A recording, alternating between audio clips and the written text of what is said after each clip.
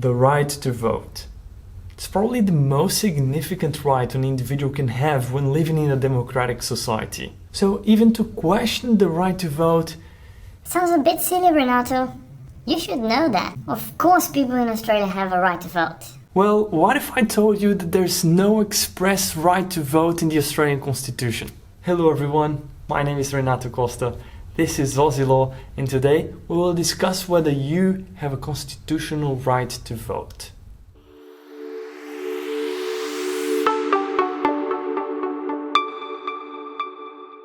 Let me start by repeating what I said before. There's no express right to vote in the Australian Constitution. So I reckon the first argument someone could raise against this claim of mine was to open the Constitution and show me section 41. That's because section 41 talks about the rights of the electors of states, and it says that no adult person who has or acquires a right to vote at elections for the more numerous house of the parliament of a state shall, while the right continues, be prevented by any law of the Commonwealth from voting at elections for either house of the parliament of the Commonwealth.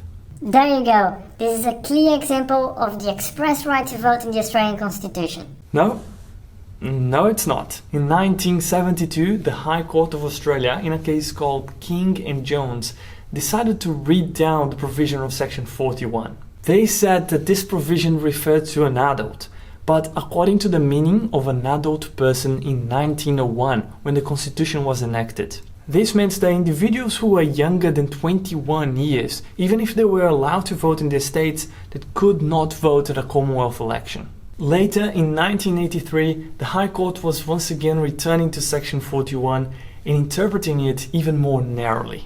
This case was Iron Pearson ex parte Sipka from 1983. The majority of the High Court in their occasion, 6-1, said that that provision did not give an individual right to vote. That's right.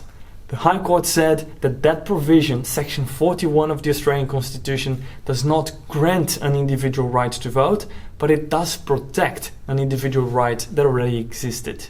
The section was more about the preservation of rights rather than a grant of individual rights. Justices Brennan, Dean and Dawson said that the exercise of an existing right to vote at elections of the Commonwealth Parliament cannot be prevented by any law of the Commonwealth. But section 41 does not in terms confer a right to vote. So section 41 was once more interpreted as a historical provision. It was a transitional provision. The effects of section 41 are already spent. Basically, the majority of the High Court said that this constitutional provision only applies to those who were considered to be adults in 1901. That is, if you were 21 years old or older when the Constitution was enacted, then section 41 applies to you. So let me tell you something. You can only claim to have a right to vote according to section 41 if you are 142 years old or older. So all of you who are younger than 142 years old, let me tell you something. You know what you should do? You should click the like button and subscribe to our channel before it's too late. According to the discussions during the drafting of the Constitution, section 41 was included in the Australian Constitution as a means to guarantee that women who had gained the right to vote in South Australia and Western Australia could also vote in a federal election once the Commonwealth enacted a uniform franchise. Okay, now, if the Australian Constitution doesn't have an express right to vote, then how come we have federal elections? The answer is that the High Court has identified an implied right to vote in the Australian Constitution. Where is this implication coming from? What parts, provisions, words of the Constitution lead us to believe that there is this implied right to vote? Professor Graham Moore answers that question by saying that the absence of an explicit individual right to vote does not mean that the constitutional framework is irrelevant to the franchise. Section 8, 30 and 5136 of the Constitution empower the federal parliament to set its own franchise, subject to only two explicit qualifications. The first is that the franchise is to be the same for the Senate and the House of Representatives. The second is that the electors shall have a single vote for each house. Section 30 of the Australian Constitution, mentioned by Graham Moore, says that until the Parliament otherwise provides, The qualification of electors of members of House of Representatives shall be in each state that which is prescribed by the law of the state as the qualification of electors of the more numerous House of Parliament of the state. But in the choosing of members, each elector shall vote only once. Section 8 of the Constitution refers to the same thing, but it's adapted to the reality of the Senate.